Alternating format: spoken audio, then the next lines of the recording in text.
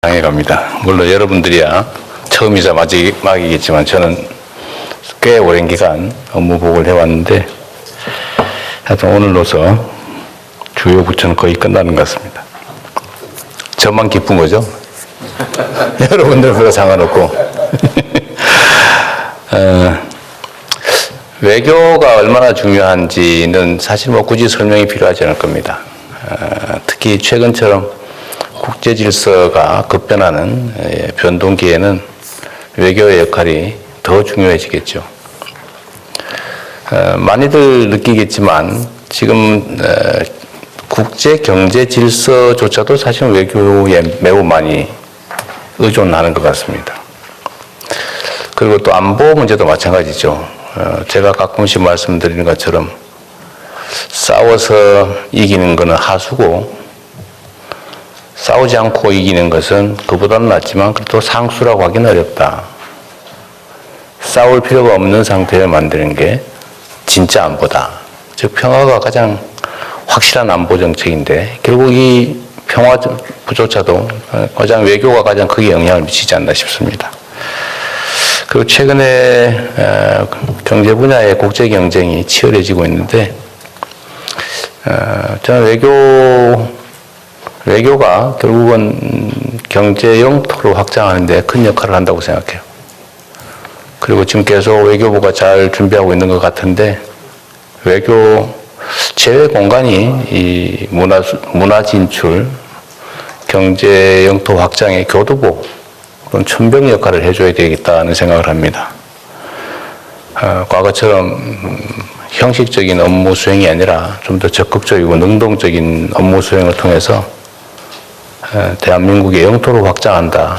대한민국의 운명을 우리가 어깨에 짊어지고 있다. 이렇게 생각해 주시면 좋겠어요.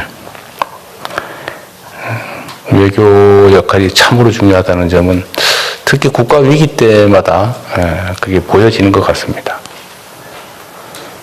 또 대한민국은 분단 국가에서 통일부의 역할이 또 매우 의미 있고 중요합니다.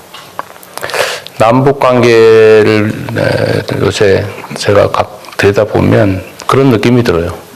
진짜 원수가 된 것 같습니다. 과거에는 원수인 척 했던 것 같은데 요즘은 진짜 원수가 돼가는 것 같아요. 북한과 우리는 꼭 무슨 뭐 민족 공동체 이런 가치에 관한 얘기를 하지 않더라도 아주 현실적인 필요에 의해서 보면 굳이 심하게 다툴 필요가 없고 결국은 적대성이 강화되면 경제적 손실로 바로 직결되지 않습니까? 그런 현실적인 문제까지 있죠. 그런데 불필요하게 강대강 정책을 취하는 바람에 정말로 증오하게 된 것 같아요. 우리 국민들께서는 뭐 다 알고 계실 걸로 판단이 됩니다만 전쟁 이후에 1950년대 전쟁 이후에 사실 그 군사 분계선에서 우리가 대치를 하긴 했지만 북한이 전 그 분계선에 걸쳐서 삼중 철책을 치고 다리를 끊고 도로를 끊고 옹벽을 쌓고 이런 경우가 처음이라는 겁니다. 수십 년 만에. 왜 그럴까? 우리는 그렇게 교육받거나 선전당해 왔는데 북한이 남침을 하려고 한다. 남한을 노리고 있다. 군사적으로. 이런 얘기들도 많이 하고 또 그런 주장들도 뭐 상당히 근거 있게 이렇게 보여지기도 합니다만 그러나 현실은 들여다보면 북한은 혹시 남쪽이 북침하지 않을까 이 걱정을 해가지고 삼중 철책 치고 혹시 탱크라도 넘어오지 않을까 해서 평원 지역에는 방벽을 쌓고 다리 끊고 도로 끊고 그러고 있다는 거예요. 그리고 이제 적대적 두 국가 하자. 우리는 남 중에서 철천지 원수의 남이다. 적대적인 남의 국가다. 뭐 이렇게 지금 주장을 하지 않습니까? 어쨌든 현실은 그렇게 됐습니다. 안타깝게도. 정략적인 욕망 때문에 이렇게 만들었다고 보여집니다. 이제 제자리를 찾아야 됩니다. 그런데 문제는 쉽지가 않죠. 우리가 바늘구멍이라도 뚫어야 되겠다는 얘기를 제가 드린 것처럼 남북 간에 소통하고 또 대화하고 협력하고 공존 공영의 길을 가야 되는데 지금은 바늘구멍 하나도 여지가 없습니다. 뭐 북측의 전략일 수도 있겠지만 또 한편으로 보면 접촉 자체를 원천적으로 아직 거부하는 이런 상황을 우리 입장에서는 인내심을 가지고 개선해 나가야 될 겁니다. 쉽지가 않은 게 분명해요. 정말로 쉽지 않습니다.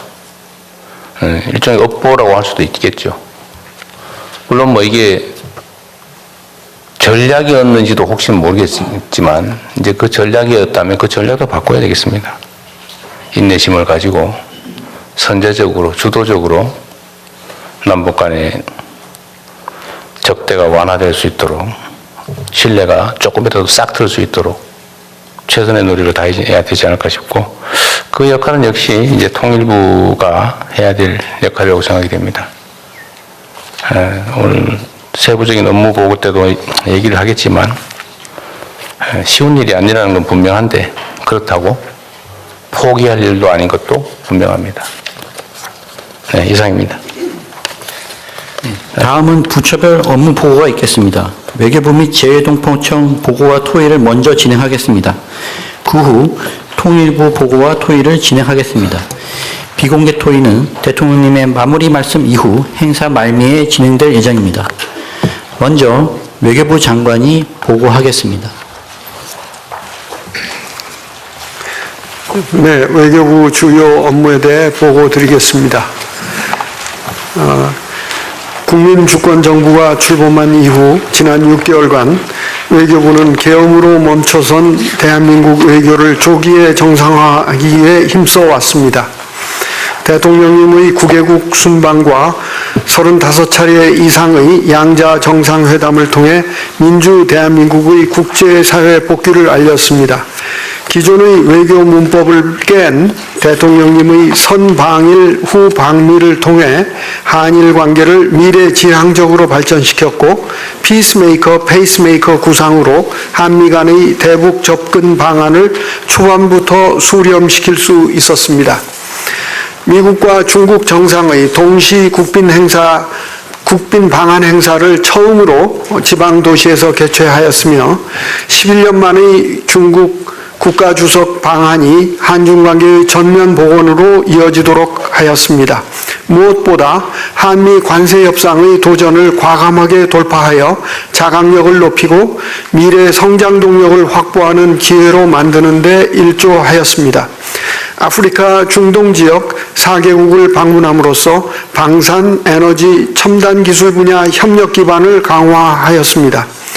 UN 안보리에서 우리 정상으로서는 최초로 의장 활동을 수행하고 경주 에이펙 개최를 통해 AI와 인구 구조 변화 대응 등 미래 의제를 선도하였습니다. 성공적인 에이펙 정상회의 개최는 수조 원의 경제적 효과를 가져오고 신라 금관과 황남빵을 널리 알리는 계기도 되었습니다. 이에 더해 2028 1년에 G20 의장국을 맡게 되었습니다. 물론 부족한 부분도 있었습니다. 조지아 구금 사태와 동남아 스캠 범죄 사건은 재외국민 보호 역량을 더욱 강화해야 한다는 경종을 울렸습니다. 외교부는 촘촘한 재외국민 보호망을 구축하기 위해 전담 인력을 보강하였습니다. 관련 법령과 매뉴얼을 정비하고 권역별 대응체제를 구축하며 신속한 범정부 민관 공조체제를 가동하겠습니다.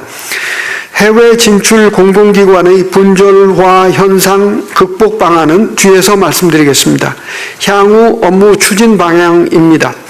영내 정세가 더욱 유동적으로 변하는 상황에서 주변국 관계가 안정적으로 발전하도록 최선을 다하겠습니다. 내년에도 적시에 한미 정상회담을 갖고 양국 정상 간의 합의사항 이행 성과를 확인할 수 있도록 특히 핵잠 원자력 협력, 조선 분야에서 실질적 진전을 만들어 나가겠습니다. 내년 이른 시기에 대통령님의 국빈 방중을 추진하겠습니다. 또한 일본과의 셔틀 외교도 지속하겠습니다. 한미일 협력을 지속해 나가면서 한중일 협력을 촉진하겠습니다. 러시아와도 필요한 소통을 계속하겠습니다. 본격적인 외교 다변화 차원에서 주요 거점 지역 외교에도 앞장서겠습니다. 내년도 정상외교 일정을 대폭 증대하고 내실 있는 성과를 거두도록 노력하겠습니다.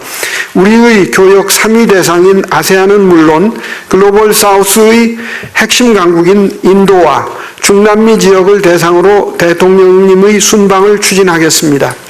중앙아시아 5개국과는 내년에 최초로 정상회의를 개최하고 G7을 포함한 주요 유럽, 인태, 그리고 중동 지역 국가들과도 정상외교를 통해 우리의 전략적 지평을 확대하겠습니다. 나아가 우리 경제 영토를 넓히기 위한 CPTPP 가입을 추진하고 일본과도 경제 협력을 심화할 수 있는 파트너십을 구축해 나가면서 태국, UAE, 이집트 등과 양자 경제협력 협정을 추진하겠습니다. 샤인 이니셔티브 이행을 통해 제2의 중동붐 조성에 기여하겠습니다. 한편 북한의 핵미사일 능력 고도화를 중단시키고 축소를 거쳐 피해기로 나아가는 단계적 접근 방안을 이행하기 위하여 외교적 노력을 강화해 나가겠습니다. 특별히 강조하고 싶은 것은 국민들께서 체감하실 수 있도록 생활, 기업, 밀착형 외교를 추진하겠다는 점입니다. 우선 우리 청년들의 국제화 역량 증진을 뒷받침하겠습니다. 지방 청년 인재 50명과 공공외교 실습원 100명, 총 150명의 청년을 제외공관에 파견하여 지자체 국제교류 활동을 지원하고 공공외교 현장 경험을 쌓도록 할 것입니다.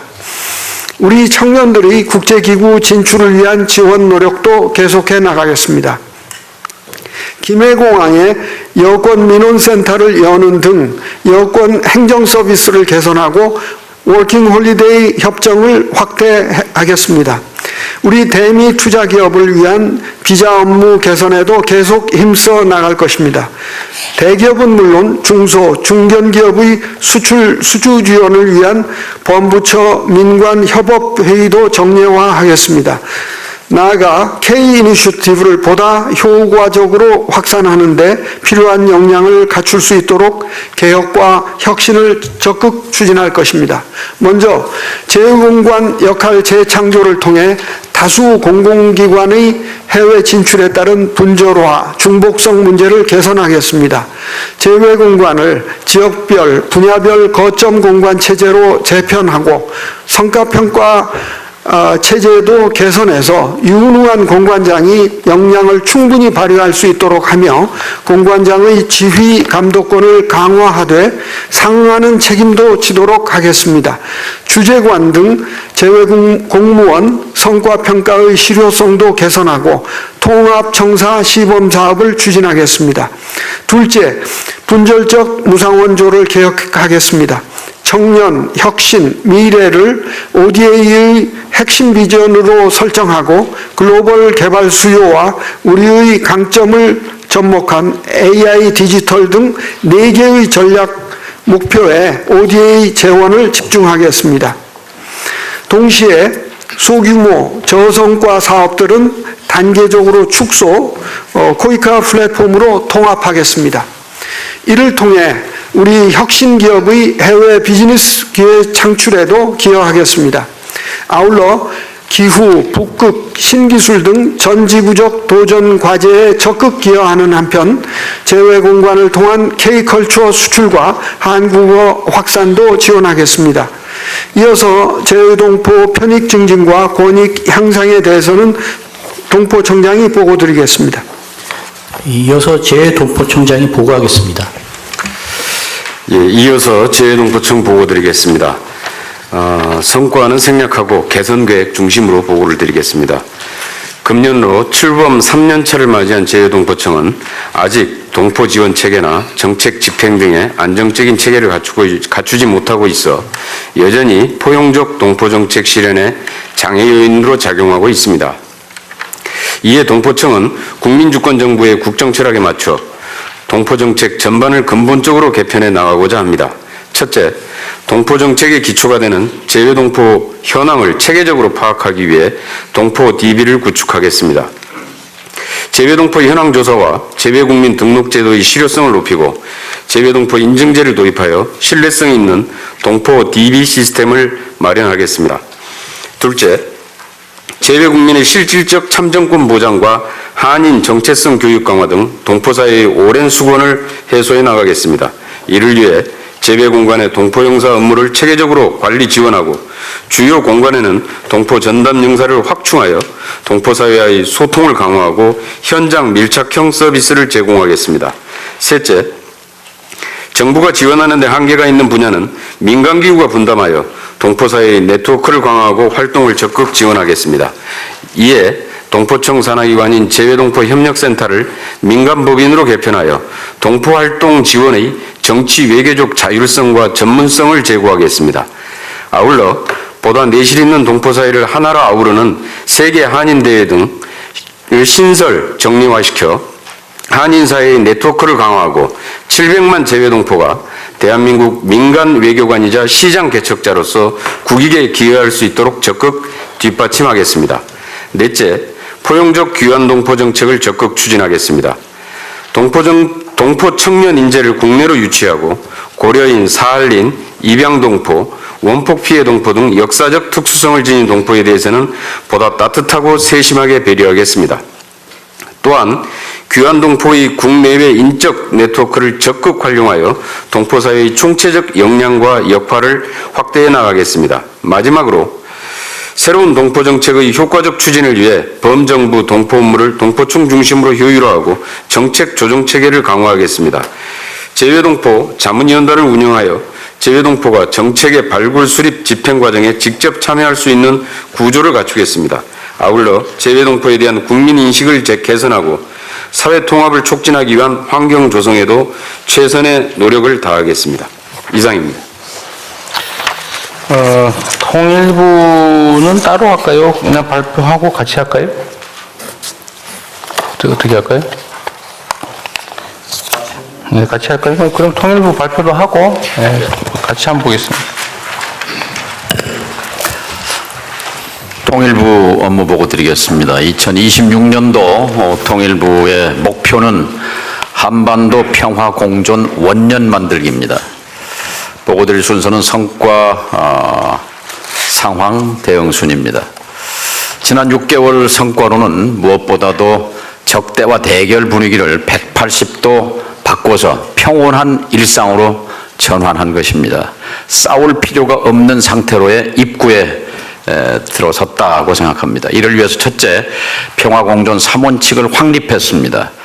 북한 체제를 존중하고 흡수통일을 추구하지 않으며 적대 행위를 하지 않겠다 하는 약속을 확실히 했고, 선제적 평화 조치로 강대강의 악순환을 해소했습니다. 그리고 거의 파괴 일보전이었던 통일부의 조직과 기능을 복원했습니다. 앞으로 보완 사항은 한반도 문제 당사자로서 주도적 역할을 강화하는 것, 그리고 북한의 적대적 두 국가 관계 고착화를 방지하기 위해서 적대를 평화로 바꾸는 패러다임 전환을 집중하겠습니다.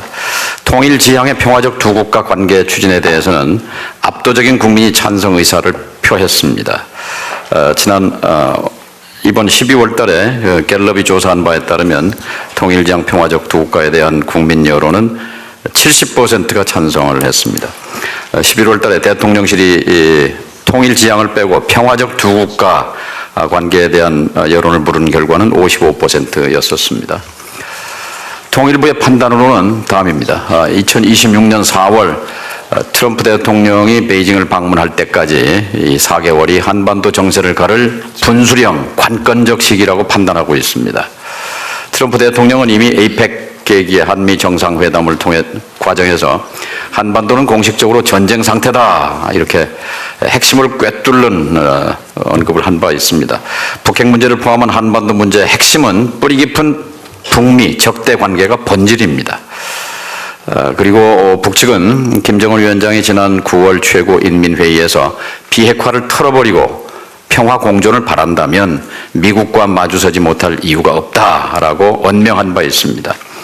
한반도의 평화 공존 원년을 만들기 위해서 내년 4월까지 무엇을 어떻게 해야 할 것인가 하는 고민이 큽니다.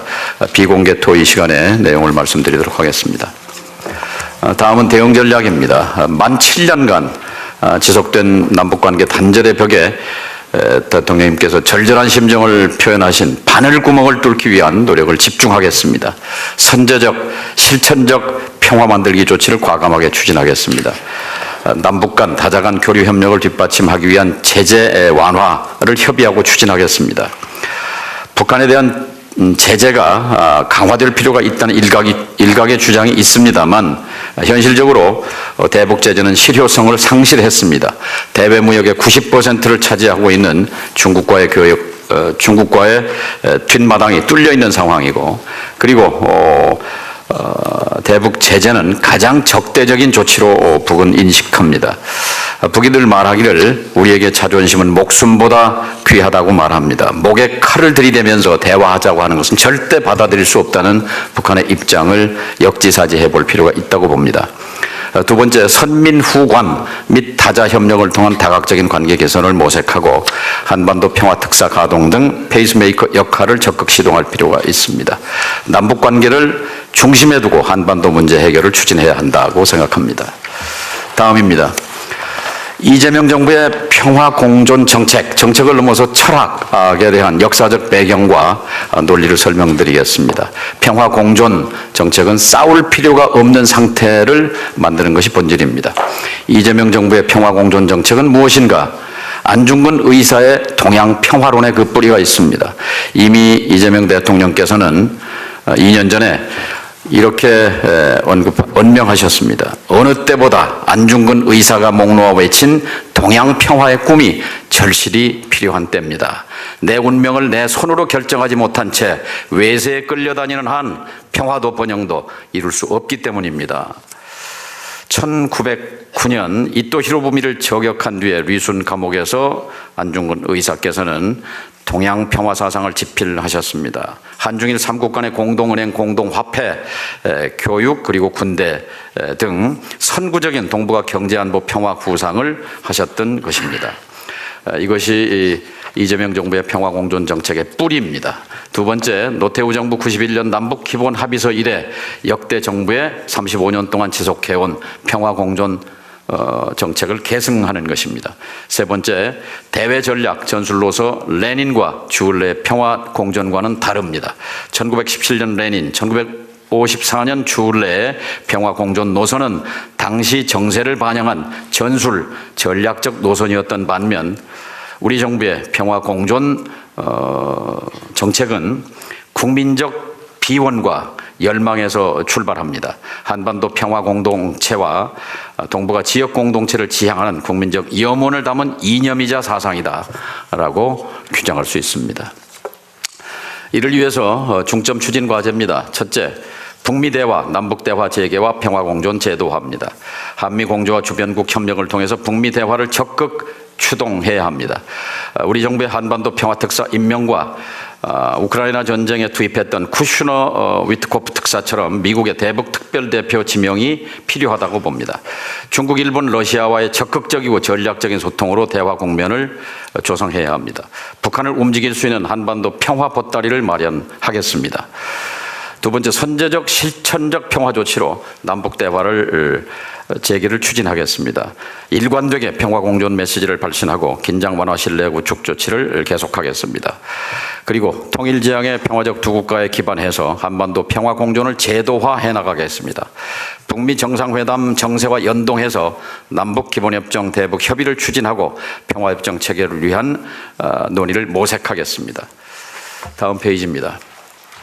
새로운 교류 협력을 위한 창의적 접근입니다. 첫째, 서울 베이징 고속철도 건설 구상입니다. 이미 2018년 리커창 문재인 정상회담에서 리커창 총리가 중국 측이 먼저 제의했던 사항입니다. 중국으로 보면 1대1로의 확장이라는 의미와 동북 삼성의 경제 활성화의 측면이 있습니다. 또 북은 2018년 남북 정상회담 국면에서 고속철도 건설에 대한 희망을 피력한 바 있습니다. 따라서 중국의 적극적인 중재로 서울 베이징 고속철도 건설이 대형 프로젝트로 추진될 수 있다는 보고를 드립니다. 두 번째, 국제 원산 갈마 평화 관광 추진입니다. 원산 갈마에는 호텔이 만실이 지어져 있습니다. 금강산의 호텔이 600실인데 비하면 16배 규모가 넘습니다. 김정은 위원장이 말하기를 국력을 동원한 인민의 수건 사업이었습니다. 그런데 현재는 사실은 개점 휴업 상태라고 할 수 있습니다. 이것을 추진할 때는 남쪽의 관광객을 염두에 두었으리라고 생각합니다. 올해 1단계로 재외동포 제3국 국적을 가진 재외동포들의 개별 관광을 적극 추진하고 카나다, 뉴질랜드, 호주, 일본, 유럽 등 동포들의 관광입니다. 두 번째, 남북 중의 환승 관광입니다. 원산 갈마를 방문한 중국 관광객이 속초로 들어와서 서울로 오는 방법, 또 서울에 온 수백만 중국 관광객이 속초에서 원산을 가는 방법, 이렇게 해서 중국이 적극적으로 중재 협력하면 가능한 시나리오라고 생각합니다. 3단계로 우리 국민이 갈 수 있는 것이 3단계라고 볼 수 있습니다. 그리고 신평화 교역 시스템을 구축하겠습니다. 북쪽이 갖고 있는 광물과 희토류들을 수출하고 그것에 대한 대금을 에스크로 자금 중개 계좌에 넣어서 국제사회가 블록체인으로 투명하게 들여다본 상태에서 이란, 이라크 제재 하에서 인도 협력 물자를 공급받았던 것처럼 북이 필요로 하는 민생 물자, 보건, 의료 등등의 물자를 수입할 수 있는 그런 시스템을 추진해 보도록 하겠습니다. 다음입니다. 새로운 교류 협력을 위한 창의적 접근으로 첫 번째, 보건, 의료 협력 보따리를 만들겠습니다. 북은 2025년을 보건혁명 원년으로 선포하고 평양종합병원 준공, 그리고 강동군의 병원 준공 등 대대적으로 병원 현대화에 나서고 있습니다. 대규모 보건 의료 협력 보따리를 만들어서 남북 대화 국면이 진행되게 되면 이것을 적극 추진하도록 하겠습니다. 감염병 대응에 대한 국제 협의체도 추진하겠습니다. 예를 들면 중국에서 발생한 아프리카 돼지 열병이 압록강을 건너 북에 왔다가 강화도로 전파된 그런 사례도 있습니다. 두 번째, 남북 탄소 중립 다자간 협력 체계를 추진하겠습니다. 2018년도에 양묘장 사업을 하던 것이 중단된 이래 지금 중지 상태입니다. 세 번째, 위성 기반 한반도 재난 공조 협력입니다. 현장 접근이 제약된 자연재해, 홍수, 산불 등에 대한 신속 대응을 위해서 위성 기반 재난 공조 체계를 구축하겠습니다. 또 하나, 개성공단 금강산 관광 관련해서 남북 대화, 북미 대화 재개시 신속하게 추진토록 하겠습니다. 이 점과 관련해서는 2019년 1월 1일 당시는 2018년 9.19 정상회담 석 달 뒤입니다. 김정은 위원장이 신년사를 통해서 일체의 조건 없이, 일체의 대가 없이 개성공단과 금강산을 재개하자고 한 제안을 했을 때 여기에 호응하지 못한 것은 대단한 실책이라고 생각합니다. 다음입니다. 접경지역 평화 구축과 민생경제 활성화입니다. 접경지역을 평화경제와 평화관광의 거점으로 전환하겠습니다. 비무장지대 평화적 이용입니다. 안보실 차장과 추기경도 출입이 불어드는 것이 현실입니다. 노태우 대통령, 김영삼, 박근혜, 문재인 대통령 등 네 분의 역대 대통령이 유엔 총회 연설을 통해서 DMZ의 평화공원 조성을 공언했지만 실제로 이행된 내용은 없습니다. DMZ의 비군사적 평화적 이용에 관한 법 제정을 추진을 지원하겠습니다. 동시에 평화의 길 DMZ 구간이 있습니다. 민통선을 연결하는 평화의 길이 있는데 파주 철원 고성에 DMZ를 들어가는 구간이 24년 작년 4월 중단됐습니다. 재개방을 추진하겠습니다. 평화경제 특구를 조성하겠습니다. 내년과 내후년 평화경제 특구 4군데를 지정해서 남북 협력기금을 통해 지원하는 그런 방안을 추진하겠습니다. 다음 페이지입니다. 분단 고통 해소와 인도적 현안 해결입니다. 남북 대화를 통해서 이산가족, 현재 직계 이산가족을 만나겠다고 희망한 13만 5천 명 가운데 3만 4천 분이 아직 생존해 계십니다. 대부분이 고령, 초고령이십니다. 전신합북자 10만여 명으로 추정됩니다. 전후납북자 516명, 억류자 7명, 국군포로 6만 명으로 추정됩니다. 문재인 김정은 위원장 정상회담 시에 당시 억류자 문제가 거론된 바 있습니다. 이 문제 해결을 위해서도 남북 대화와 남북 정상회담이 시급합니다. 민간 주도의 제3국을 통한 비전향 장기수의 송환도 추진하고 있습니다. 남북 인권 협력입니다. 상호 존중 기반 하에서 남북 인권 협력을 유엔의 지속 가능한 발전 목표 SDG에 바탕해서 빈곤 감소, 장애인 아동 등을 지원하는 이런 프로그램입니다. 그리고 북한 주민들의 생존권, 건강권, 발전권 차원에서 삶의 질 개선에 협력하겠습니다. 끝으로 북향민 사회 통합을 지원합니다. 북향민의 현재 3만 4천 명이 남쪽에 정착하고 있습니다. 자살률이 남쪽 국민의 2배입니다. 고독사가 폭증하고 있습니다. 대책을 수립하겠습니다. 하나재단의 일자리 알선 기능을 강화하겠습니다. 북향민 사업주의 생산품 우선 구매 제도를 확대하고 그리고 탈북자를 북향민으로 명칭을 변경하는 의견을 수렴 중에 있습니다. 탈북민들 전원이 기존 명칭, 탈북자라는 명칭에 대한 강한 거부감을 표시하는 것이 사실입니다. 마지막 페이지입니다. 평화통일 공감대 형성을 위한 경청 및 국민 참여 확대입니다. 평화통일 사회적 대화를 활성화하겠습니다. 민간이 주도하고 정부가 지원한다는 원칙 아래 시민사회와 협업을 강화하겠습니다. 장관 직속으로 한반도 평화 경청단을 신설했습니다. 그리고 평화통일 민주시민교육으로 패러다임을 전환하겠습니다. 초중등 교사 43만 명을 대상으로 평화통일 민주시민교육을 이수하도록 의무화하는 그런 법 개정을 통일교육지원법 개정을 추진하겠습니다. 그리고 외교부에는 싱크탱크 국립외교원이 있습니다. 국방부에는 싱크탱크 국방연구원이 있습니다. 국정원 싱크탱크 국가안보전략연구원이 있는 반면 통일부에는 싱크탱크가 없습니다. 현재 총리실 산하의 경제사회인문연구원에 되어 있는 통일연구원을 통일부로 이관해 주십사 하는 대통령님께서 선물을 하나 주십사 하는 부탁을 드립니다. 이한주 이사장께서는 난색을 표합니다만 대통령님께서 말씀하시면 될 수 있을 것 같습니다. 원래 이게 통일부 거였습니다. 그런데 IMF 때 이제 통폐합이 됐는데 힘 있는 부처는 다 남았어요. 외교, 국방, 국정원은. 통일부가 힘이 없으니까 분리됐는데요. 마지막으로 북한 자료 대국민 공개 확대입니다. 노동신문, 북한TV 등 이제 우리 국민의 수준으로 볼 때 노동신문이나 북한TV를 다 소화할 수 있는 역량과 수준에 있다고 봅니다. 그래서 이것을 위한 법제를 정비하겠습니다. 그리고 지난 정권이 추진했던 반북 대결의 상징인 북한 인권센터를 백지화시켰습니다. 그리고 대신 금강산 개성공단 등 평화공존의 역사를 전시 체험하는 평화공존센터를 건립 중에 있습니다. 이상 보고 마치겠습니다. 통일부 관련 업무에 대해서는 질문하시면 통일부 국장, 실장들이 답변토록 하겠습니다. 장관님 살짝 빠지시려고요? 그것도 좋은 작전이죠. 예. 그럼요. 국실장들 실력 발휘를 좀 하라고 했습니다. 맞습니다. 예. 좀 쉬운 것부터 할까요? 일단 통일연구원의 소속을 바꾸는 그 문제 일리가 있어 보이는데 이게 통일연구원의 소속을 바꾸면 뭐 예산이 더 들어가거나 그렇지 않습니다. 뭐 문제가 발생하나요? 여기 뭐 해당 부서는 다른 부서가 없어가지고 총리께서만 동의하시면 됩니다. 아 그래요? 동의하고 싶은 마음이 크게 있는. 네, 마이크 껴고 가십시오. 네. 동의하고 싶은 마음이 사실 상당히 있는데 이한주 원장님하고 같이 한번 논의하시죠. 네, 알겠습니다. 의논을 해서 제가 보기에는 일리 있는 말씀이셨어요. 네. 굳이 다른 데다 소속해 놓을 필요는 없을 것 같아요.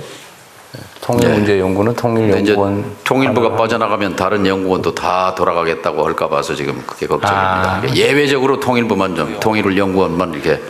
그냥 국토연구원은 국토부 국토연구원도 국토부로 빠지고 이제 전체가 빠진다는 게 인문사회연구원 고민입니다. 이제 외교안보부처의 특성이 있기 때문에 이건 한번 연구를 해보시죠. 그럼 검토를 해서 따로 나중에 국무회의 때 한번 얘기해 보시죠. 예. 바로 논의하겠습니다. 네. 그리고 일단 요 PPT 자료에 있는 것 중에 잊어버리기 전에 제가 한두 가지만 좀 체크해 보겠습니다. 자, PPT 자료 7페이지에 올해 이후에, 내년 이후에 외교 다변화에 힘을 쏟겠다 이렇게 되어 있는데, 뭐, 당연한 일이고요. 이게 지금 외교 분야의 중요성이 점점 커지고 있기 때문에,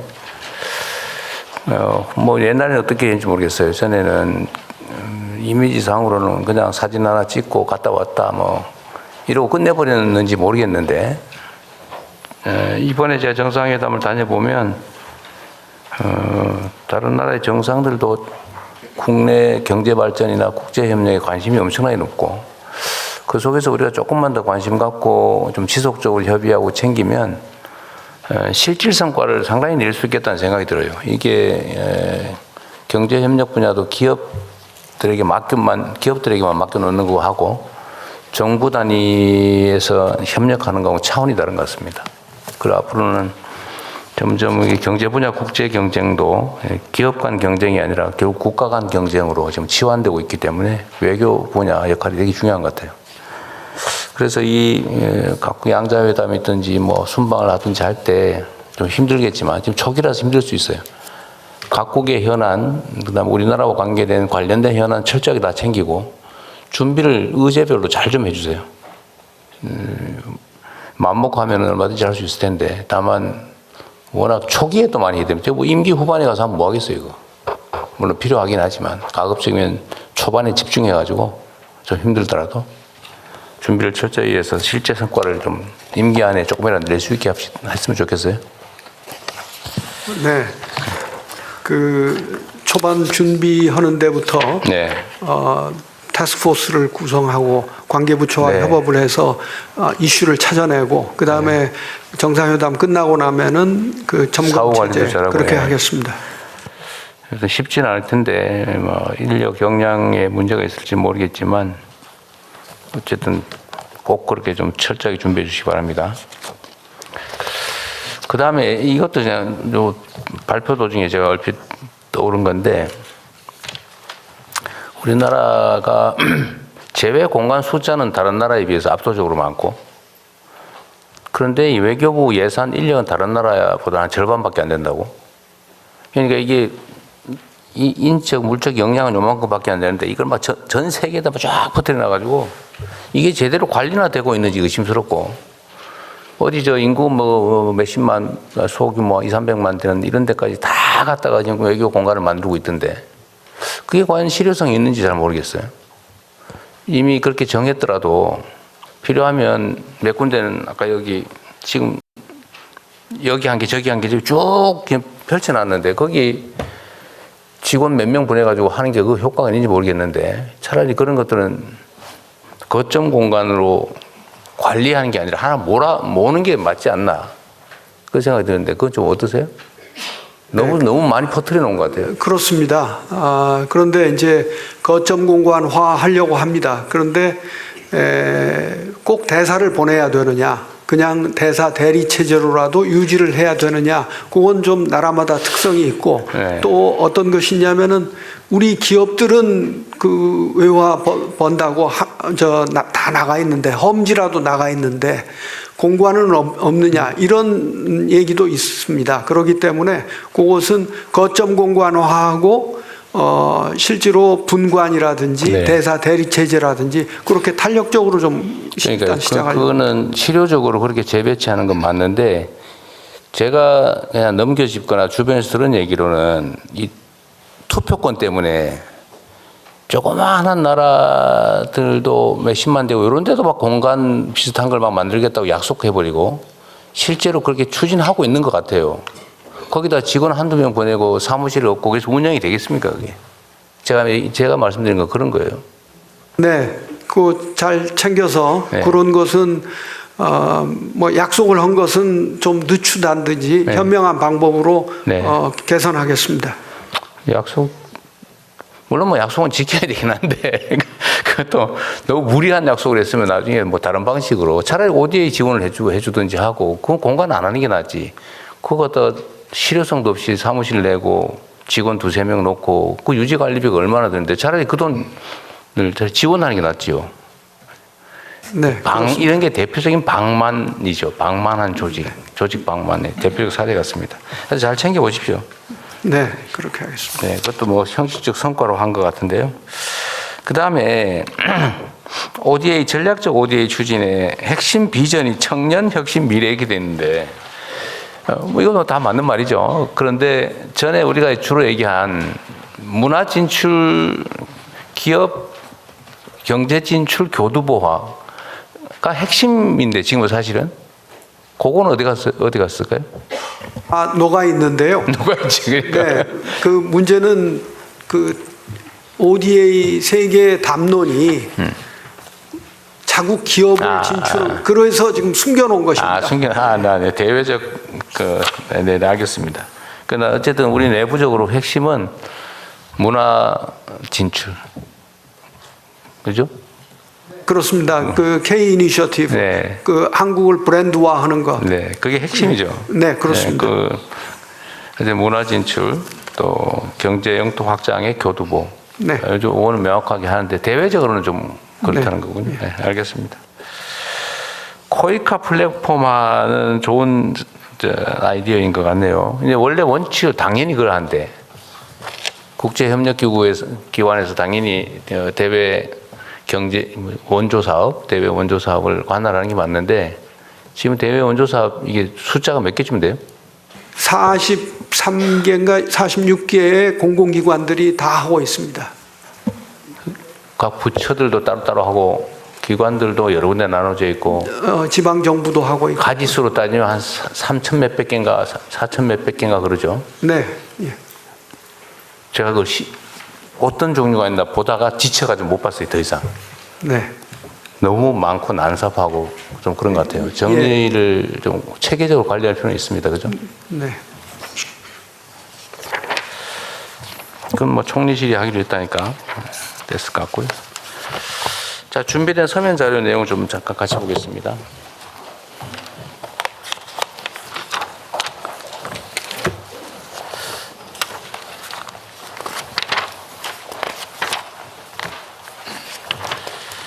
외교부는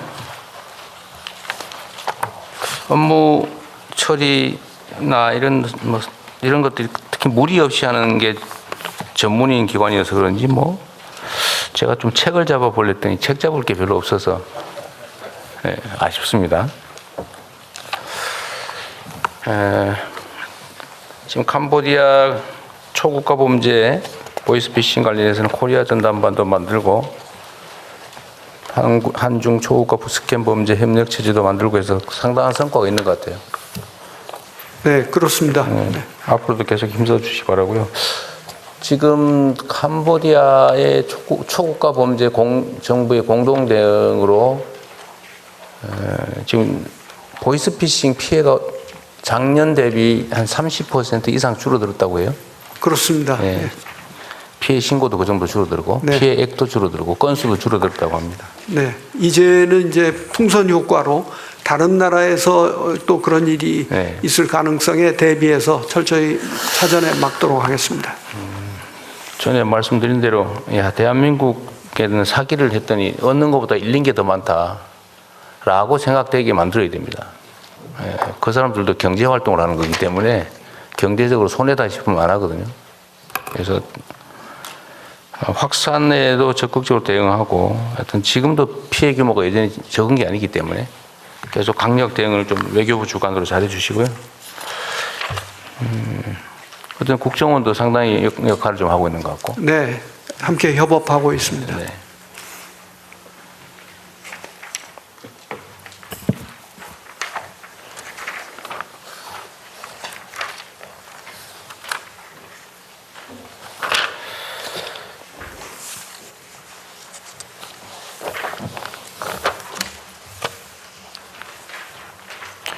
재외동포 문제는 이따가 얘기할까요? 네.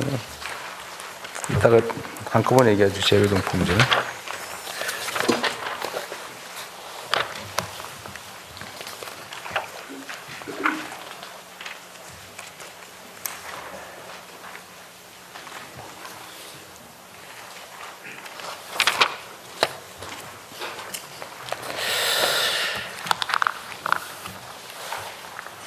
(16페이지에) 아까 제가 말씀드렸던 내용이 정리되어 있긴 한데 재외 공간 역할을 재창조하겠다.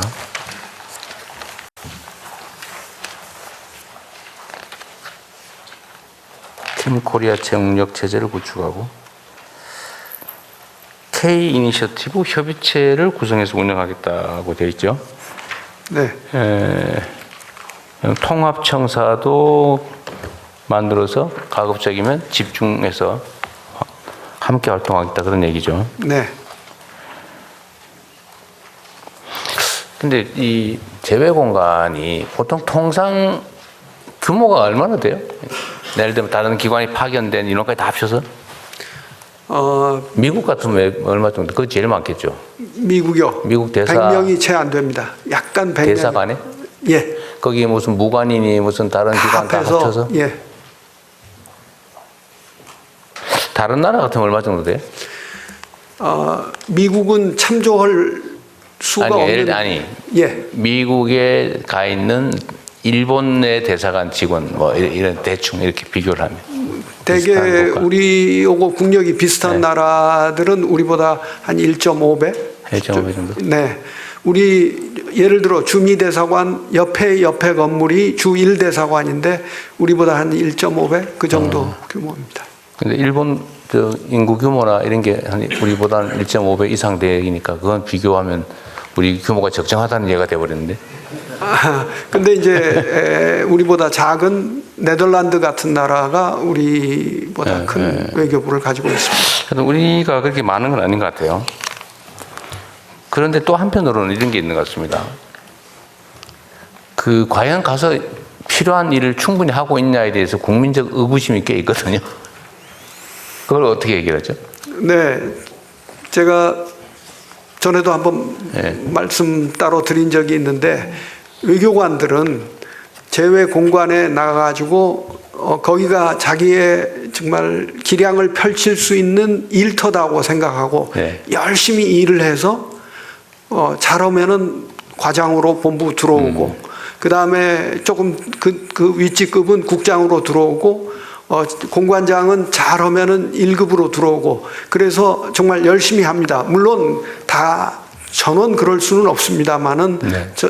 외교관들은 재외 공관이 자신의 진정한 일터다라고 느끼고 일을 하고 있다는 점을 말씀드립니다. 외교부 직원들 중에 국내에 있는 직원하고 외국에 나가 있는 직원하고 비율은 어떻게 돼요? 저희가 뭐 아는 건 어떻고 뭐 담당 국장이 얘기하셔도 됩니다. 네, 조재홍 외교부 인사기획관입니다. 저희 외교부 직원은 전체적으로 2,500명 네. 정도 되고요. 해외 공간에 있는 직원은 1,500명. 그리고 국내 우리 국립외교원을 포함해서 국내에 근무하는 직원은 한 1,000명 정도 됩니다. 국립외교원은 몇 명이에요? 국립외교원이 100명 정도 됩니다. 100명? 예. 그러니까 재외 공간이 주된 근무처군요. 그렇습니다. 약간의 국민적 오해도 조금 풀어진 것 같아요. 네, 감사합니다. 근데 주로 문제는 그러면 정무적으로 임명되는 직원들이 문제군요. 제가 좀 그렇게 말씀드리기는 곤란합니다만은 일부 이제 모처럼 한 번 나가는 경우에 어떤 분은 그 정말 이런 기회를 최대한 활용해서 열심히 하는 분도 있고 어떤 분은 또 이제 좀 거시기한 네, 그렇습니다. 그래서 이제 공관장에 힘을 실어 주시고 공관장이 성과 평가도 하고 잘 안 하면은 외교부 직원이 아니라 하더라도 평가를 해서 잘못하면은 본부에 나중에 들어갈 때 곤란하겠다라든지 또는 그 대사관 아니라 하더라도 다른 공공기관의 경우도 그 평가를 받아서 그것이 반영되도록 하는 것이 바람직하다고 생각합니다. 외교부 그러니까 대사관이나 영사관에 와 있는 인력 중에서 외교부 직원이 아닌 타 부처 직원들이 포상 비슷한 의미로 와 있는 경우들도 꽤 있죠. 이번에 저 외교부 어디 제외공간 나가서 한 1년 푹 쉬었다 와야 되겠다. 가는 김에 애들 학교라도 좀 보내야 되겠다. 이런 사람도 꽤 있죠. 꽤 있다는 거예요. 다 그렇다는 건 아니고. 주재관 선발 제도가 있습니다. 그래서 그 제도를 거쳐서 엄격하게 선발하기 때문에 이론상으로는 없어야 되는데 그런 선발 제도를 악용해 가지고 중국 같은데 예를 들어 주재관만 3번째 하는 사람이 나타났었습니다. 이런 경우가 있기는 있습니다. 3번 하면 몇 년이에요? 3년입니다. 마찬가지로. 3년씩? 네. 3번이면 9년 동안 똑같은 사람이 반복적으로 되더라. 그러니까 식약처 주재관 하다가 보건복지부 주재관 하다가 농림부 주재관 하다가 이렇게 한 경우가 있었습니다. 시험으로 선발을 하니까. 그렇습니다. 그런 일이 벌어지더라고요, 오히려. 어쨌든 그런 구체적 부작용도 있을 텐데 그런 거는 뭐 행정적으로 잘 조정을 하는 게 또 장관께서 하실 일인 것 같습니다. 네, 그래서 그 제휴공간 재창조 방안에 주재관 선발부터 평가까지 다 집어넣도록 하겠습니다. 네. 알겠습니다. 국제협력단 코이카죠, 이게? 어디 누가 나오셨어요? 그래요. 아까 내가 한번 물어봤는데 정확하게 지금 원조 사업이 몇 개예요? 몇 개 나라에 몇 개입니까?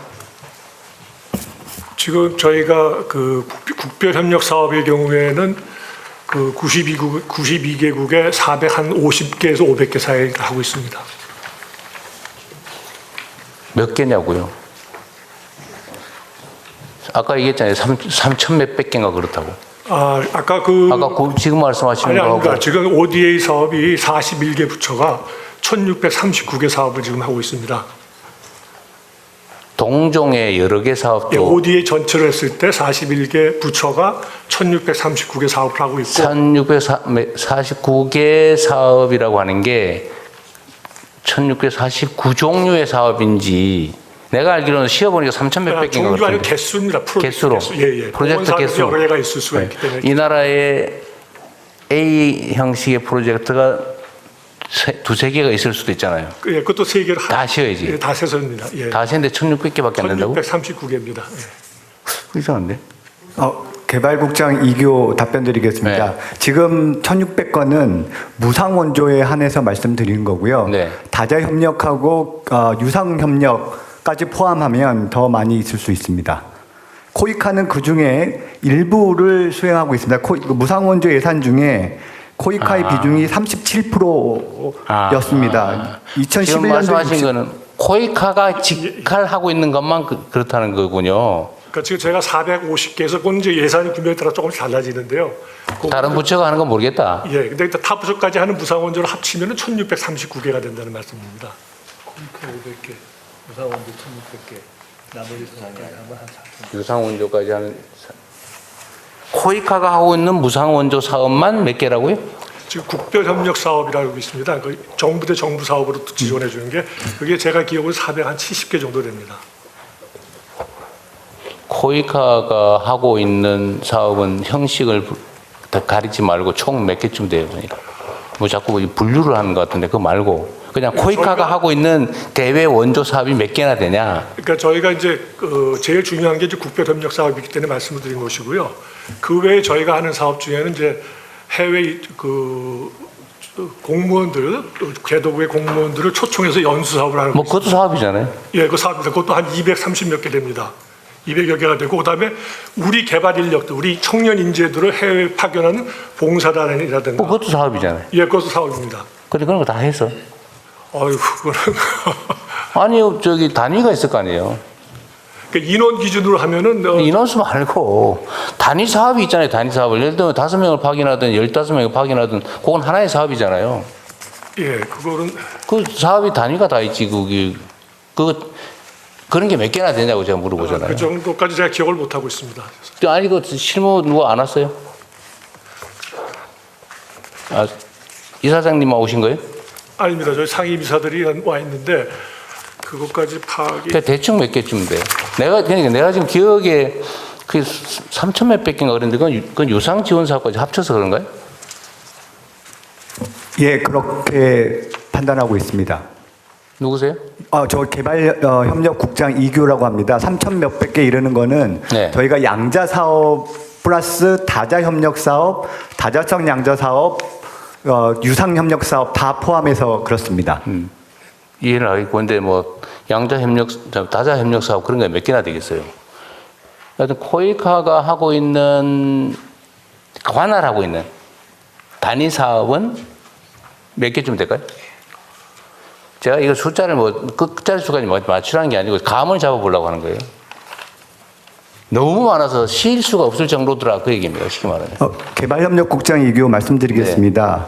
지금 현재 저 말씀드린 거 코이카가 네. 2025년 기준으로 보면 372건인데 봉사단 사업을 하나로 치고 연수 사업들을 일부 묶으면 지금 한 372건으로 한 400건 정도 되는 걸로 파악되고 있습니다. 그래요?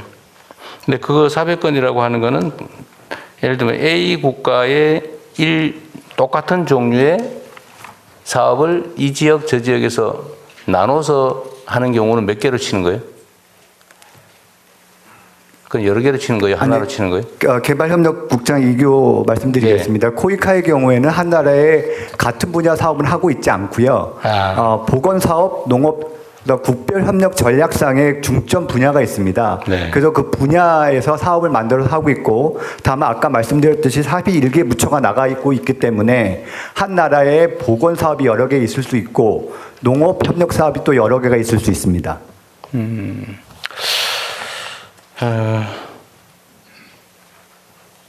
이게 보통 또 이 무상원조 사업은 기간을 정해서 하죠. 네, 정합니다. 보통 한 2, 3년 뭐 이렇게 정해서 하고 또 필요하면 연장하고.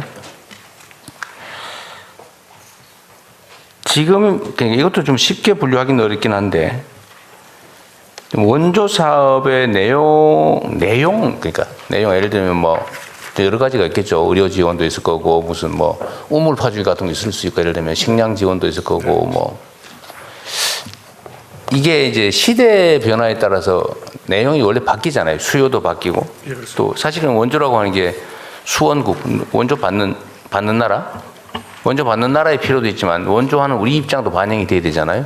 그러니까 저희들이 그 무상원조를 제공할 때는 1차적으로 개도국의 수요를 1차적으로 고려하고 그다음에 우리가 강점을 가지고 있는 분야랑 매치가 되면은 저희가 적극적으로 지원을 하고 있습니다. 주로는 이제 먹고 사는 1차 산업이나 아니면 그 최소 생존에 필요한 의료 지원이나 이런 데 집중하고 있나요? 아니면 무슨 기술 협력이나 아니면 문화 협력이나 이런 것들을 초기에는 이제 인도적 지원 차원에서 그 초기 인도적 필요를 지원했지만 지금은 저희가 다양하게 지금 하고 있습니다. 그래서 대통령님께서 강조하는 그 AI 디지털 전환이라든가 기후 대응, 그 이산화 온실가스 감축 이런 분야들까지 저희가 다 적극적으로 하고 있습니다. 방향을 문화 분야도 저희가 하고 있습니다.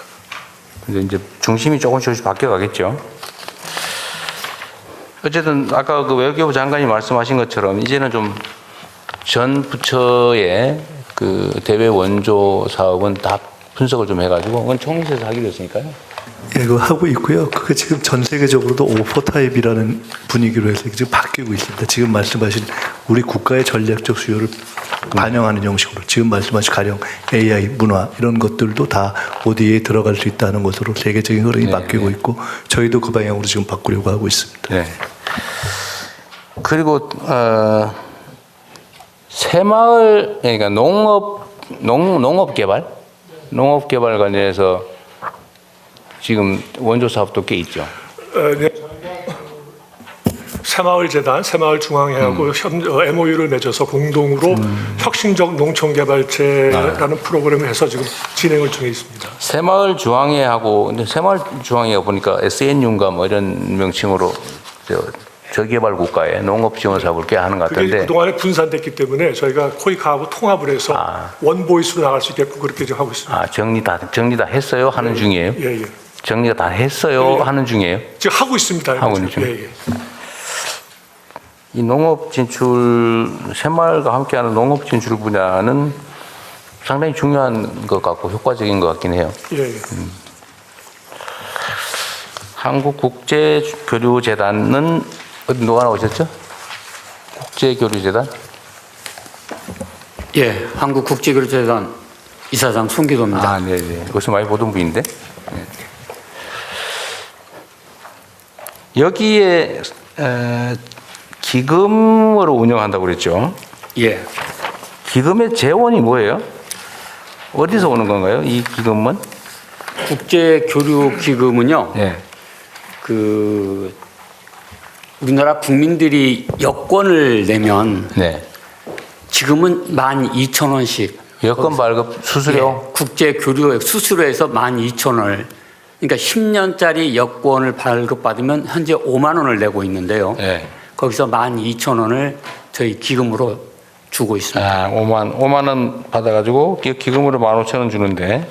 예, 근데 원래 그게 15,000원이었는데 이게 1991년부터 이게 기금이 모아져서 15,000원이었는데 2024년 총선을 앞두고 윤석열 정부에서 이게 부담금 정비 및 관리 체계 강화 방안이다 그래서 총선 직전에 민생에 직접 부담을 준다. 12,000원으로 내려버리는 바람에 12,000원으로 내렸습니다. 기금이 확 줄어들었다. 예, 예. 그래서 이게 10년에 3,000원이니까 1년에 300원 줄인 겁니다.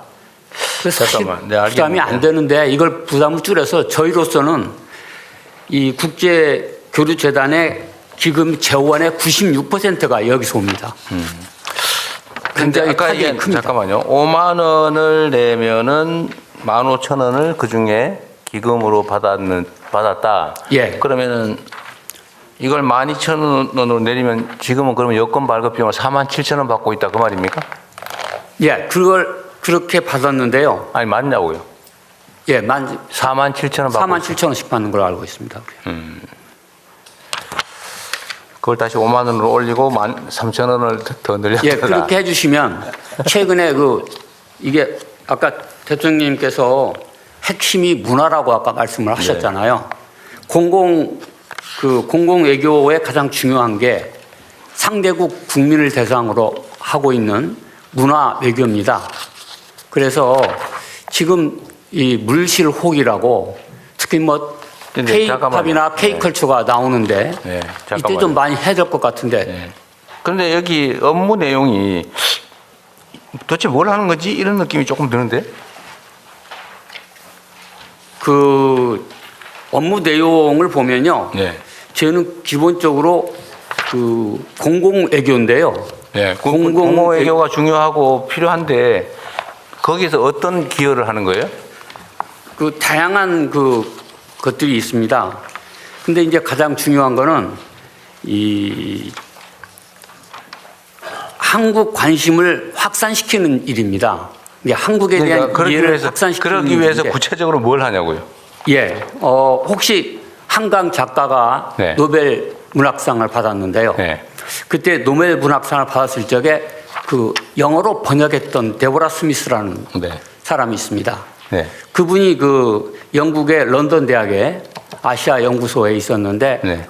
그 코리아 파운드 한국교류재단에 지원을 받았던 장학금 수혜자입니다. 아, 그래요? 그리고 알았습니다. 더불어서 네, 알았습니다. 같은 대학에 있었던 스웨덴어 번역을 했던 분은 네. 영국 런던의 대학에 같이 있었는데 우리 교류재단의 수혜자입니다. 수혜 교수입니다. 알았습니다. 네, 네. 예. 자, 재외동포청은 이거 하나 물어볼게요. 이 경계가 좀 불분명해서 그런데 재외 국민하고 재외 동포는 형식적으로는 구분이 돼요, 그러죠? 한국 출신인데 외국 국적을 가지고 있는 사람 아니면 재외 동포. 그 재외 동포. 예. 네, 우리나라 국적법에 의해서 가지고 있는 사람은 근데 해외 나가 있는 사람은 재외 국민. 이렇게 재외 되는데 동포에 재외- 포함되는데 재외 국민으로 국적을 가지고 있기 때문에 별도로 거기에서 구분을 하고 있는 겁니다. 재외 국민. 일시적으로 해외에 나가서 뭐 몇 달 몇 년인 사람은 재외 국민 아니에요? 대체로 90일 이상 체류했을 때 90일 이상을 기준으로 합니까? 예.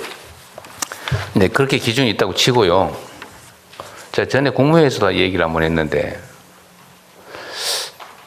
동포 또는 재외 국민을 소재 국가별로 차별하는 느낌이 좀 들 때가 있거든요. 예를 들면 중국 동포, 재미 동포, 제일 동포 똑같이 취급합니까? 어때요, 실제로? 조금씩 다른 조건들이 있습니다. 있죠. 예. 그렇게 하면 안 되는 거 아닌가요? 그런데 이제 그 지역에 따라서 가령 고려인이나 중국 동포들 같은 경우에 조금 더 그러니까 여기에 국내에 들어오는 목적이나 때로는 그 역사적 특수성들이 있기 때문에 조금 좀 다를 수는 있는데요. 일반적으로 좀 여기에서 이제 가지고 있는 느낌이 차별을 하는 그러니까 느낌만이 아니고 느낌이 거기에 더 불리하게 하는 차별이라기보다는 좀 더 어려운 동포들에 대한 좀 다른 지원들이 특별한 지원들이 있는 경우들이 있죠. 예를 들면 국적을 회복하거나 예. 아니면 국내 취업을 하거나 비자를 받거나 뭐 할 때 진짜 동등하게 취급해요. 지금은 예전에는 이제 H2 비자라고 그래서 우리 아니 결론만 얘기해 보세요. 막 복잡하게 얘기하면 잘 못 알아들으니까 정말로 모든 영역에서 공평하게 대우합니까? 아직까지 비자나 이런 부분에 있어서는 거의 공평한 기준을 적용하고 있다고 보는데요. 한번 혹시 그런 좀 국적 회복에 있어서도 동등한 기회를 줍니까? 예를 들면 제1교포 문제라든지 재미 동포들. 근데 지금 예를 들면 저기 중국 쪽에 있는 조선족. 조선족의 경계가 또 뭔지는 저도 잘 모르겠어요. 대체 이게 언제 간 사람은 조선족이고 언제 간 사람은 중국 동포예요? 그 경계는 뭡니까? 일단 그 조선 그게 그 언제 갔느냐의 시기에 따라서 다른 거예요. 그러니까 그 시기가 뭐 그 경계도 불분명하더라고요. 대체로 이제 뭐 제중동포 또는 조선족을 같은 뜻으로 사용을 하기도 하는데요. 근데 예를 들면 일제시대 때 간 사람이 많잖아요. 물론 일제시대 이전에 간 사람도 많죠. 예. 일제시대 때 간 사람. 그런데 그 중에서 조선 호적을, 그러니까 한국 호적을 가지고 있는 사람들이 있죠. 그렇습니다. 아니면 아버지, 예. 할아버지가 조선 호적을 가지고 있는 사람. 한국 국적을 과거에 가지고 있거나 사람의 자녀들. 예. 그 사람들은 한국 사람이에요? 재외 동포예요? 재외 국민이에요? 그런데 그런 경우에는 대체로 이 조선족 같은 경우에는 중국 국적으로 다 지금 국적을 가지고 있는 상태들이 국적을 많습니다. 가지고 있지만 그런데 거기에는 재외 그냥 동포로 치고요. 근데 재외 미국 같은 국민은 경우 아닙니다. 미국에 있는 사람들은 좀 다르게 우리가 취급하고 있지 않냐 그 말이에요. 그건 우리는 보통 그런 경우는 미국 같은 경우 이중 국적이라고 표현하지 않아요. 아버지가 한국 사람이면 자식도 한국 사람인 게 우리 법이잖아요. 예, 그렇습니다. 그럼 할아버지가 한국 사람이면 손자도 한국 사람 맞죠? 그런데 한국 국적을 등록은 안 했더라도 한국 사람인 건 맞잖아요. 그런 경우에는 국적을 회복할 수 있죠. 그럴 때 재미 동포와 재중 동포를 동등하게 취급하고 있느냐라고 하는 게 제 질문이에요. 그 구체적인 조건까지는 좀 더 확인해봐야. 좀 알아보세요. 내가 보기에는 차별이 있어요. 법무부에서 아마 말씀하십시오. 법무부 예, 아무나 말씀하세요. 예, 재해동부청 정책국장 이기성 말씀드리겠습니다. 지금 대통령님께서 질문하신 내용과 관련해서는 조선족, 고려인에 대해서는 약간 재미동포, 제일동포와 다른 우리가 비자 정책이라든지 국적 정책을 좀 취하고 있습니다. H2 비자라는 별도의 비자 제도는 고려인, 조선족에만 해당되는 비자입니다. 그렇지만 제2동포라든지 제1동포가 우리 비자, 체류 자격을 얻을 때는 F4 비자, 훨씬 더 영주하는데, 체류하는데 편리한 제도를 운영하고 있는데 대통령님이 지침을 주셔서 내년도 상반기 중에 1월 중에 아마 두 비자 제도는 통합이 돼서 체류 자격에 있어서의 차별 문제는 해소될 것으로 보입니다. 그런데 국가 회복 절차도 약간 차등이 있긴 한데 그 말씀 주셨던 복수국적 제2동포들 65세 이상 대부분의 대외 동포들은 복수국적 제도가 인정되는 국가이기 때문에 우리 국적을 65세 이상이 되면 회복할 수 있습니다. 우리 국적을. 그렇지만 조선족, 그러니까 중국 동포죠. 중국 국적인데 중국은 우리와 같이 단일 국적주의이기 때문에 국적을 우리 회복하지는 않습니다. 그러니까 중국 국적을 포기해야만 우리 국적을 얻는 제도로 되어 있습니다. 예, 이상입니다. 그건 이제 중국의 법제 때문에 그렇다는 거고, 근데 문제는 이제 우리 국내적으로 내부에서는 최소한 각 제외 동포들의 소재 국가에 따라 차별하지 않는 게 바람직하겠다. 이제 내년부터는 가능한 부분부터 한다 그 말이죠. 네. 그럼 뭐 됐고요. 혹시라도 이렇게 비자뿐만이 아니고 체류 자격이나 국적 회복이나 뿐만이 아니라 다른 영역에서도 혹시 차별이 있지 않나 잘 챙겨봐 주시면 좋겠어요. 네, 차별 없는 포용적 동포 정책으로. 네. 말씀은 잘하시는데. 실제로도 그렇게 가도록 노력하겠습니다. 그러세요. 예. 좀 적극적으로 좀 찾아보세요. 억울하지 않게. 얼마나 서럽겠어요. 그죠? 내가 가난한 나라, 힘없는 나라에서 하니까 나까지 무시당한다. 그런 생각이 들 수도 있잖아요. 재외동포 DB를 구축하시는 건 아주 훌륭한 생각이신 것 같습니다. 재외국민들의 참정권 보장 확대에 관해서 이 47페이지에 보면 써진 내용이 추가 투표소 설치, 뭐 순회 투표소 도입 이런 거는 투표 시간 연장 이런 걸 해서 투표권을 보장을 하겠다. 공직선거법 개정을 빨리빨리 하겠다라고 해놨는데 우편 전자투표 도입은 협의라고 써놨어요. 왜 두 가지를 구분했죠? 이게 지금 우편 전자투표 저기 미국이나 이런 데서는 대통령 선거에도 다 하는 거 아닙니까? 지금 OECD 38개국 중에서 28개 국가가 우편 투표를 네. 도입을 하고 있는데요. 지금 우리 같은 경우에는 이 부분을 도입하는 데 있어서 지금 그동안에 몇 차례 중앙선관위하고 국회하고 몇 차례 협의를 했는데 이제 우려를 제기하는 그 제외 국민들이 투표 못하게 하는 게 목표인 집단이 있어서 그러죠.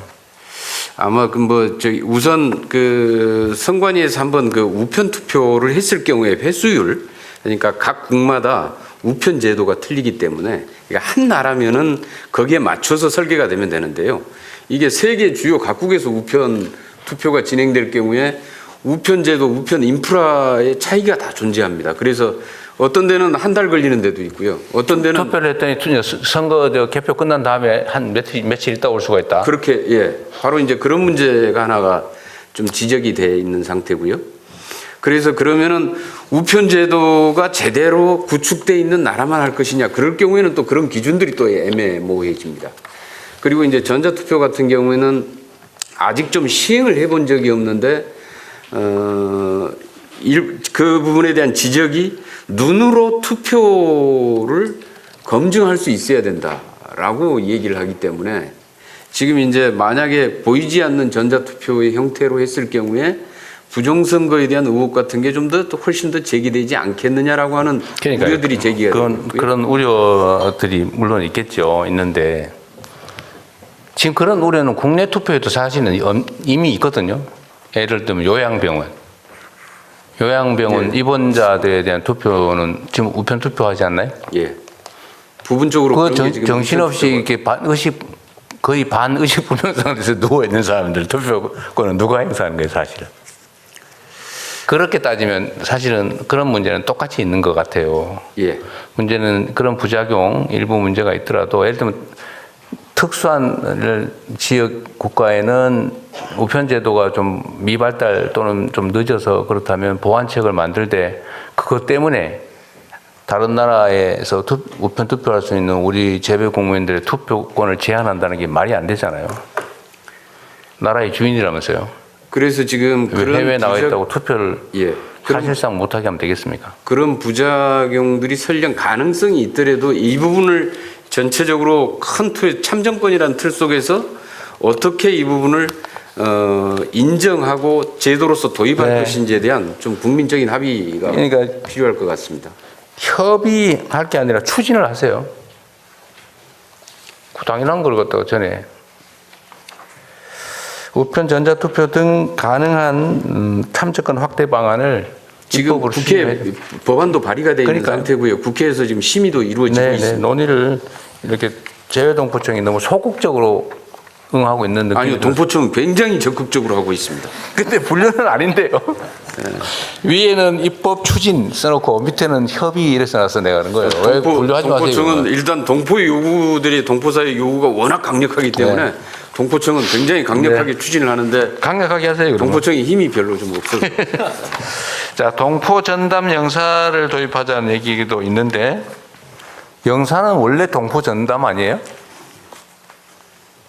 원래 영사가 동포 업무하는 걸 영사라는데 동포 업무 원래 전담하는 이제 그 동포 업무까지를 해야 되는데 아까 말씀드린 우선 재외 국민의 사건 사고 내지는 여권 비자 관련된 업무 이제 이런 것에 먼저 우선적으로 일을 처리하게 돼 있습니다. 그러다 보니까 이제 동포 밀집 지역 같은 경우에는 인력을 늘리란 말을 이렇게 어렵게 업무가 쓰는 거죠. 과중돼 가지고 실제로 여타의 다른 외국 국적 동포를 챙기거나 할 시간이 굉장히 어쨌든 인력을 늘리자 그 말을 이렇게 써놓은 거군요. 그러면 하여튼 이건 외교부에서 판단해야 될 일인데 어쨌든 인력을 늘리는 건 그렇게 쉽지는 않은데 전체적으로는 어쨌든 부족한 건 맞는 것 같아요. 네, 그렇습니다. 그런데 이제 쉽게 얘기하면 재외동포청이 주재관을 좀 보냈으면 하는 것입니다. 저희들은 이미 외교부 소속 영사들이 아니, 원래 그 업무를 하고 있는데 무슨 그렇습니다. 그래서 그걸 현명하게 네, 외교부로 받아서 보내는 방안을 검토하겠습니다. 네. 재외동포청이 꾀를 내신 것 같은데 잘 안 넘어가는 것 같네요. 재외동포청 소속의 영사를 보내자는 취지로 보인다. 네, 그렇습니다. 그런데 그 외교부 산하청이기 때문에 네, 다른 주재관이 아니고 외교부로 받아가지고 저희가 네. 보내겠다. 그렇게 그런 방향으로 네. 하겠습니다. 어쨌든 재외동포청은 새로 생긴 기관이기도 한데 재외국민 숫자가 240만 명이라면서요. 네, 247만. 그러니까요. 거기에 그 엄청난 수의 대한민국 국내로 따지면은 한 개 큰 도 규모의 국민들이 해외에 있는데 이분들한테 투표하면 20만 명밖에 투표 안 하고 그러죠. 10분의 1도 안 하죠. 예. 그 말이 안 되지 않습니까? 그것도 실제로 그 사람들이 게을러서 안 하는 게 아니고 비행기 타고 무슨 뭐 6시간 가서 투표를 했니 무슨 차 타고 1박 2일로 가서 투표를 했니 그러고 있잖아요. 실제로 그런 경우 그러지 않게 해야죠.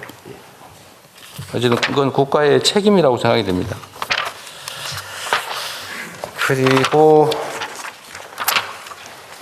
재외동포협력센터는 재외동포청하고 업무 중복이 되지는 않나요? 누구 나오셨어요? 네, 재외동포협력센터 센터장 김영근입니다. 네, 어떠세요? 저희는 그 차세대 재외동포 정체성 함양이 애초에 재외동포 기본법에 시작될 때부터 저희들이 맡은 업무입니다. 그게 그래서 재외동포청이 해야 될 일 아니냐 그 말이지. 왜냐하면 재외동포청이 생기기 전에 이게 이 기구가 있었으니까 당연히 그 업무를 할 텐데 지금 재외동포청의 본질적 업무가 아닌가 하는 생각이 들어서 그래요. 네, 더 직설적으로 얘기하면 너무 경계심을 갖는데 이 조직을 재외동포청으로 흡수해야 되는 거 아니냐 이 생각이 드는 겁니다. 동포청을 설립하던 당시에 네. 일부가 동포청으로 흡수가 돼서 동포청을 설립을 했고요. 근데 이건 왜 빼놨을까요? 거기에 이제 뭐 동포청에 기본적으로 정원의 한계나 이런 게 다 한계가 있었기 때문에 설계할 때부터 그래서 이제 한계가 있었기 때문에 전체가 다 동포청으로 흡수되지는 못했고 이게 이제 남게 된 경우인데요. 근데 이게 이 조직을 별도로 운영하려고 그러면 이 사람들을 공무원으로 전환시켜가지고 재외동포청 내부 조직으로 만드는 거하고 비용을 따졌을 때 어떤 게 더 듭니까? 내가 보기에는 독립기관으로 유지하는 게 비용이 더 들 것 같은데?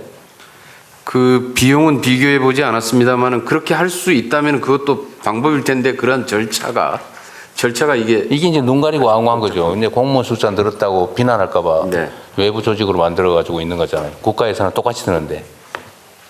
한번 점검을 한번 해보십시오. 이런 게 포퓰리즘이거든요. 아니면 어떻게 보면 대국민 기만이죠.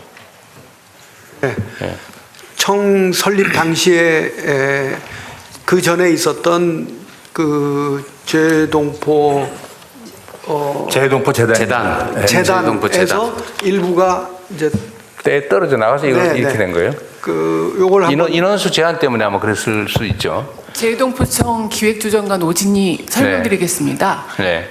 재동포청 출범할 당시에 저희가 경력 채용으로 60명을 이제 채용을 했었는데 당시에 경력 채용 목적은 재동포 재단에 있던 직원을 모두 흡수하기 위함이었습니다. 네. 그러나 현실적으로 경력 채용 당시에 재동포 재단 직원이 모두 경력 채용에 합격한 상황은 아니었고 그런 상황을 감안을 해서 저희가 재동포 협력센터를 만들어서 일단은 그 고용 승계 형식으로 자녀 인력으로 구성된 센터다 그 말이네요. 네, 그렇습니다.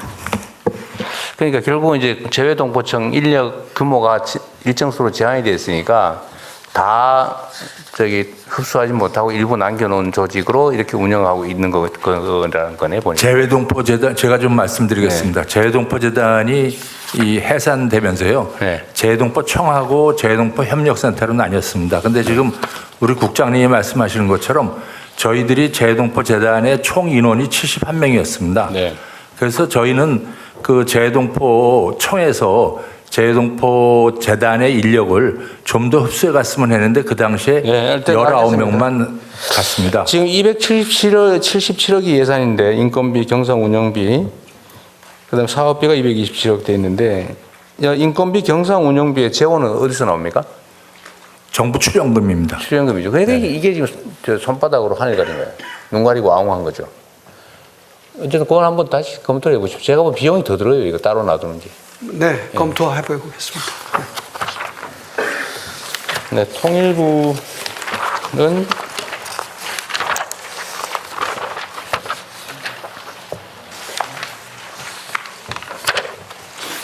통일부는 발표하신 내용이 뭐 특별히 없고 저기 비전향 장기수 있잖아요. 지금 북한으로 보내려고 하니까 북한에 반응이 없지 않습니까? 네?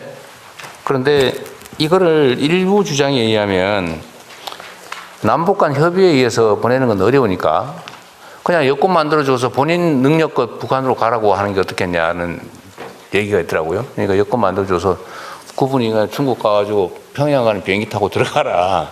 본인 가고 싶은 대로. 라는 얘기에 대한 판단, 평가는 어떻습니까? 그런 단계에 있습니다. 지금. 아, 그래요? 예를 들면 이제 심양으로 가서 네. 문제는 이제 북이 받아줘야 되는데. 그건 본인들이 감수해야죠. 우리는 예. 보내주면 되고 북한으로 못 가서 되돌아오는 건 어쩔 수 없잖아요. 예, 그거 추진하는 단계입니다. 예. 굳이 뭐 북한이 반응을 하든 안 하든 본인들이 지금 사실은 나이도 엄청 많아서 오늘 내일 하시는 분들이잖아요, 다. 예, 안학섭 선생 같은 경우는 95세입니다. 예. 어쨌든 뭐 자기 고향으로 돌아가겠다는데 우리로서는 막지 않고 갈 수 있는 길을 열어주는 걸로 예. 북한과 협의해서 판문점에서 넘겨주면 제일 좋긴 한데 반응이 없으니까 그렇게라도 해서 보내드리는 게 좋을 것 같아요. 우리 정부 방침입니다. 네, 인도적 차원에서.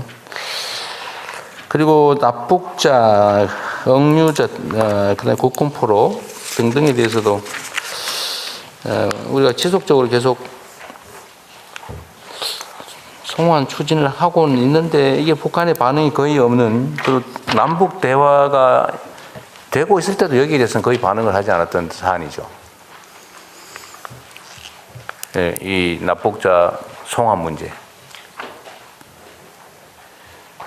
지금은 대화 루트도 끊어졌으니까 뭐 할 수 있는 게 없네요.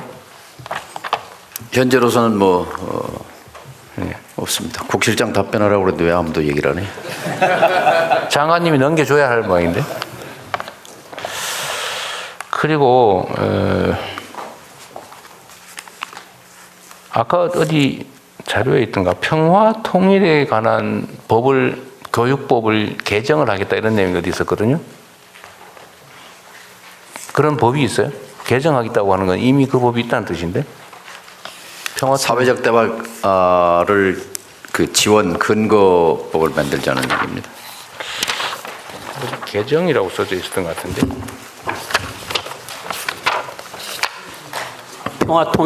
국립평화통일교육원장입니다. 네. 그 통일교육지원법이 99년도에 제정이 됐는데 네. 여기에 이제 교원들 이수를 하기 위해서 그 지원법을 개정하려는 안이 여야 각각 한 건씩 평화 무슨 지원법이에요? 무슨 교육지원법? 통일교육지원법입니다. 통일교육지원법. 예예. 그 법의 핵심 내용은 뭐예요? 그러니까 전 국민에게 교육을 지원한다 그 뜻일 텐데 예. 누가 누구를 교육하는 걸 지원한다는 거예요? 통일부가 전 국민을 상대로 통일교육을 하도록 지원하는 법이 99년도에 만들어졌습니다. 그랬어요? 예. 근데 실제로 해요? 실제로 하고 있습니다. 지난해 저희들이 89만 명을 교육을 했습니다. 그래요? 근데 왜 이렇게 통일에 대한 관념이나 이런 게 이렇게 왜 그게 뭐 남북 긴장 관계도 있고 그 동안에 또 안보 중심의 교육 또 일방적 주입 방식 교육들 이런 것들이 좀 영향을 미친 것 같습니다. 평화와 통일에 관한 인식 개선 교육은 필요한 일인 것 같고 좀 확대를 대폭 하는 게 좋겠습니다. 예, 알겠습니다. 네. 북한 자료를 개방하고 아무나 접근할 수 있게 해주자. 지금도 이거 보면은 국가보안법 위반으로 처벌합니까? 예, 통일부 평화교류실장입니다. 네. 현재 대부분 판례로 단순 열람은 처벌 대상이 되지는 않습니다. 아, 그래요? 옛날에 뭐 이런 거 가지고 있기만 해도 처벌했잖아요. 소지죄. 예, 그렇습니다. 이거를 이제 공개를 하자 그러면은 저 대한민국을 뭐 빨갱이 세상 만들자는 거냐 그리고 엄청난 정치적 공격이 생길 것 같은데 어떠세요? 이 사실 통일부 평화교류실장입니다. 노동신문을 예로 들어서 말씀드리겠습니다. 네. 현행법 체계상에서는 일반 국민이나 연구자들이 노동신문을 실시간으로 접근할 수 있는 방법 자체가 없습니다.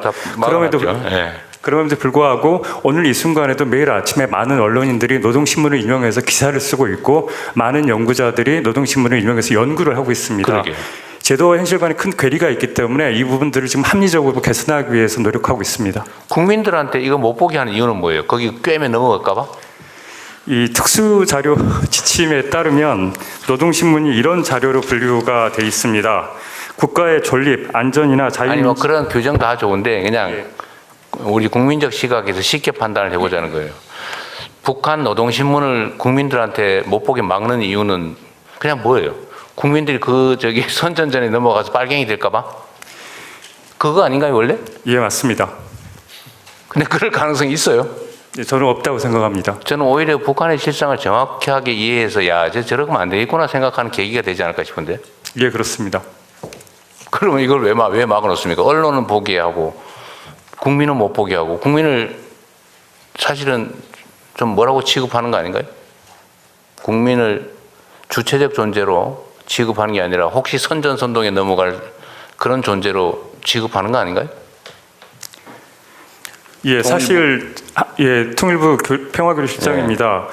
사실 노동신문의 개방의 문제는 진보 정부뿐만 아니라 보수 정부에서도 국정과제로 설정해서 추진했었습니다. 다만 실제로 추진하는 과정에서 여러 가지 이견들이나 우려를 표명하는 분들이 있어서 정책적인 동력을 잃어버렸습니다. 이재명 정부 출범 후에 우리가 이 문제를 다시 국정과제로 다시 한번 설정을 하고 좀 신속하게 추진하기 위해서 노력하고 있습니다. 이런 걸 국정과제로 해요. 그냥 풀어놓으면 되지.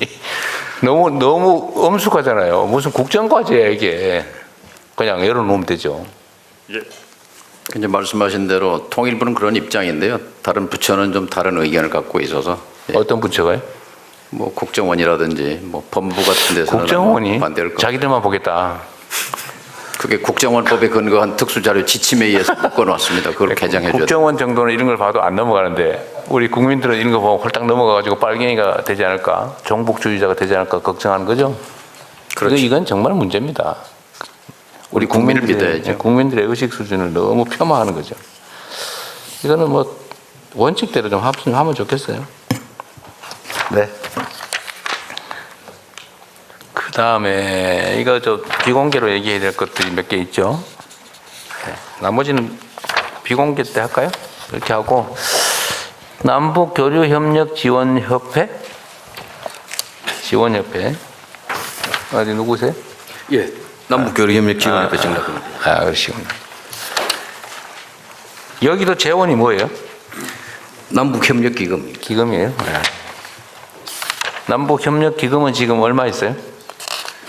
전에 보니까 한 1조 원쯤 된다고 그랬는데. 예, 1조 원 정도 되는 걸로 알고 있고 내년 예산 1조입니다. 네, 1조예요.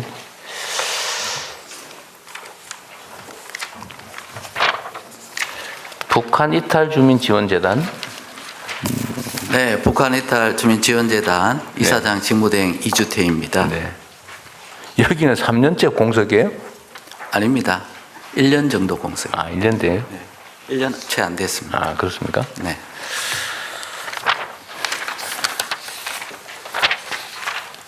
여기 뭐 기관명이 명확한 대로 이탈 주민 지원 업무를 하는 모양이죠? 네, 그렇습니다. 지금 북한 이탈 주민이라고 개념 정의돼서 관리하는 대상이 몇 명쯤 됩니까? 지금 북한 이탈 주민 입국자 수는 34,500명입니다. 네. 그런데 이제 현재 한국에 국내에 거주하는 북한 이탈 주민은 약 31,000명 정도로. 지금 우리나라로 왔다가 되돌아간 사람도 꽤 있죠? 네, 그렇습니다. 혹시 얼마쯤 되는지 얘기해도 돼요? 6명 정도로 제가 알고 있습니다. 6명밖에 안 돼요? 공식적으로 확인, 물론 비공식 저희들이 알지 못하는 그런 경우도 있을 수 있습니다. 탈북민들도 자유롭게 해외에 나갈 수가 있거든요. 그런데 이제 우리가 파악하는 숫자는 북한에서 이제 남한에서 다시 돌아왔다 이렇게 선전하는 그런 숫자를 보고 파악하는 걸로 알고 있습니다. 아마 통일부에서 더 정확하게 알고 있을 것 같습니다. 사회문화협력국장 이승신 보고 드리겠습니다. 저희가 파악한 바로는 제 입국자가 총 31명 있는 걸로 알고 있습니다. 생각만큼 많지 않네요. 중국으로 가 있는 사람도 꽤 있다고 하는 것 같은데? 그건 모르세요? 북한까지는 안 가고 우리나라에 와 있다가 중국으로 가 있는 사람들도 꽤 있다고 하던데 혹시 뭐 그런 통계 있어요?